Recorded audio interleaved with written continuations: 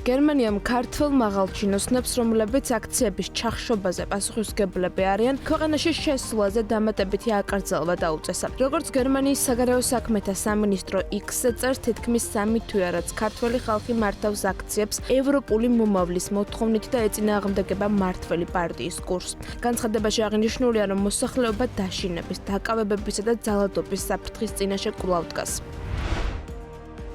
ივანიშვილის არალეგიტიმური რეჟიმის წინააღმდეგ გერმანიის სანქციებისთვის მადლობელი ვარ. მეტი სანქცია მოდის. ასე ეხმაურება კონგრესმენი ჯო უილსონი პლატფორმა X-ზე გერმანიის მიერ ქართველი მაღალჩინოსნების წინააღმდეგ დაწესებულ დამატებით სანქციებს. მისი თქმით, წინსვლის ერთადერთი გზა თავისუფალი და სამართლიანი არჩევნებია.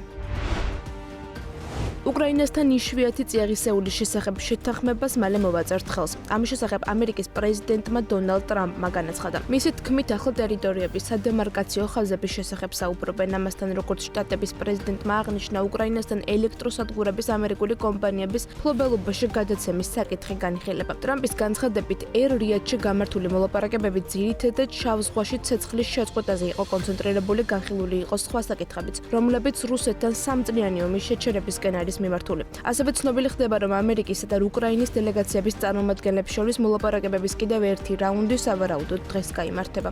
როგორც უკრაინული მედია წერს, მიუხედავად იმისა, რომ ამერიკელებმა და უკრაინელებმა უკვე იმსჯელეს ომის დასრულების გარკვეულ საკითხებზე, მათ გამოთქვეს სურვილი დამატებითი შეხვედრის ჩანიშვნაზე.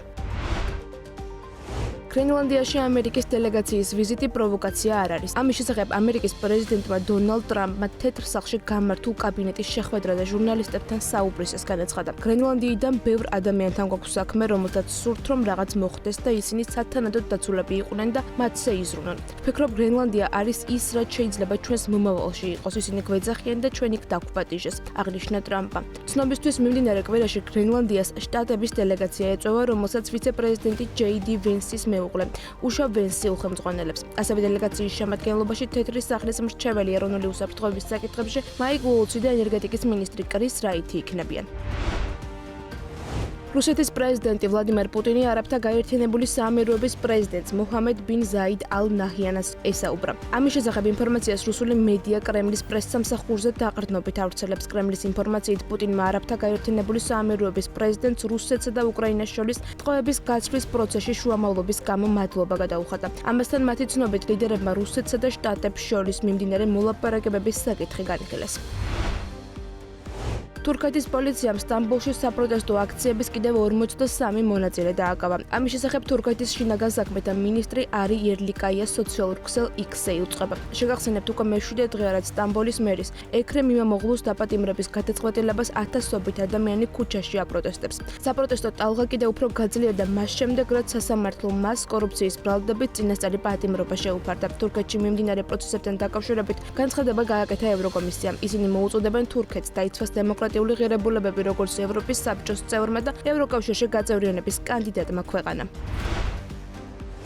ისრაელი ღაზაში სამხედრო ოპერაციებს განაგრძობს. გასულ ღამეს ცაჰალის იარიშებს 60 ადამიანის სიცოცხლე ემსხვერპლა. დაღუპულთა შორის ალ-ჯაზირას რეპორტიორია. საჰაერო განგაში იყო ისრაელის ტერიტორიაზე. სამხედროების განცხადებით, მათ ისრაელის თავზე რაკეტა გაანადგურეს, რომელიც იემენიდან იყო გაშვებული. გაერთიანებული ერების ორგანიზაციის განცხადებით, ისრაელის მიერ განხორციელებული სასიკვდილო დარტყმებისა და ჰუმანიტარული დახმარების ბლოკადის გამო გაერო კონფლიქტის ზონაში საკუთარი პერსონალის რიცხვს ამცირებს.